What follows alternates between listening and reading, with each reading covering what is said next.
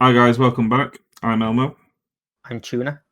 So in these videos we're going to be talking about last week's games. 5:30 on Monday, Leicester City 1, Fulham 2. Yeah, bit of a surprise this one. Lookman opened the scoring on the 30th minute before Fulham scored a penalty after Hey. 38 minutes. Cavallero this time. Harvey Barnes pulled one back with 4 minutes normal time left to give us a bit of a tense ending, but Fulham held on in the end, and a massive result for both teams, really. Yeah, we've been waiting for Fulham to get a win. Well, that's the second win, but this is a key win. So it's against Leicester, who had a good start. They've been up there, but they've kind of struggled in the past couple of weeks. I don't know what's really changed with them, but Fulham look good. You can't take it away from them. Good goal by Lookman. Great Yeah, pass and one-on-one with Michael. Pretty much the defenders were nowhere near him and just slotted it past him. a sort of a redemption for him after missing that penalty the other week. Mm, A win they really needed after West Brom obviously winning as well. It took them back out of the drop zone. yeah, But the penalty itself, bit controversial, maybe. yeah. My Like I say, thoughts you're a on. penalty expert, so How many penalties haven't I said this for? But it was soft penalty. Um, yeah. I mean, I questioned this one. Seeing it back again on the replay again, I can understand why it was given. Defender didn't really get anywhere near the ball.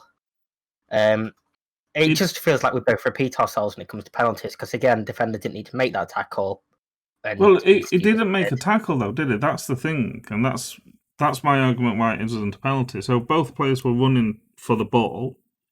It just so happened that the attacker swung for the ball, but he knocked it away. But the defender was already swinging to clear the ball, so he wasn't challenging him. He didn't. It wasn't a tackle. He was running and he went to clear the ball, and it just so happened to catch the defender. Obviously, it was one that wasn't given in real time. It was another VAR review from Sticking the the nose monitor. where it's not wanted again. Yep, but a good penalty considering, say, the woes that they've had, Yeah, and for Cavallero to step up after missing one last week as well. He might have felt he wouldn't have missed it last week without the slip, but he showed his quality this time on penalties. very good penalty. Yeah, very good strike. Put plenty of power behind it. Leicester perhaps a bit unlucky to be behind at this point. Obviously, they hit the woodwork twice before it was even 2-0. So an early one hit the crossbar. I think Tillemans rebound from a free kick. Yeah, So perhaps a bit unlucky, but just not clinical enough. And when you've got players like Jamie Vardy in your team, you expect them to be clinical. I think when you've And got Madison, Harvey Barnes, Vardy, they're players that they've been playing well. They've been doing a lot for Leicester. They've been scoring the goals, and I definitely expected a lot more from Leicester going on Leicester's form throughout the whole season, not just over the past couple of weeks. And then looking at Fulham's form the entire season, it's not been great, and I definitely didn't expect them to get this win. But that's going to be a massive boost for them, not just in the league, but hopefully a confidence boost as well. yeah, well, I obviously didn't expect this because I predicted Leicester to win 5-1. So, Yeah, you was on some but drugs then last week when you were I doing also did. predictions. So I also did sort of expect it because I mentioned in the predictions watch Fulham win this after scoring a penalty. So I probably should have gone with that approach and not the Leicester are going to batter them approach. I had 2-0 to Leicester, so I didn't, I was looking at the form of the teams, and yeah, definitely didn't expect that, but massive win for Fulham, It as was we've a said. good goal, say good goal for Harvey Barnes as well to pull one back and sort of give them a chance. Yeah, you kind of thought, hold on, this might be where they come back, but it just wasn't enough.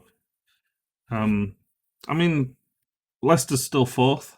That loss 2 losses in a row, but they're still fourth, 18 points. Only a win behind Tottenham and Liverpool.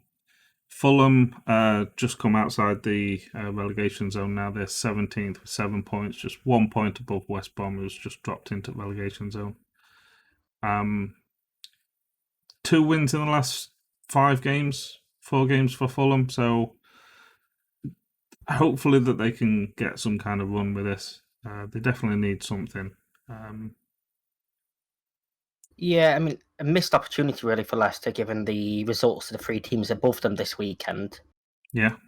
So Brendan Rodgers won't be happy about that. But like I say, fantastic result for Fulham, and I would say a shock. But like I say, given this Premier League season, is it really a shock?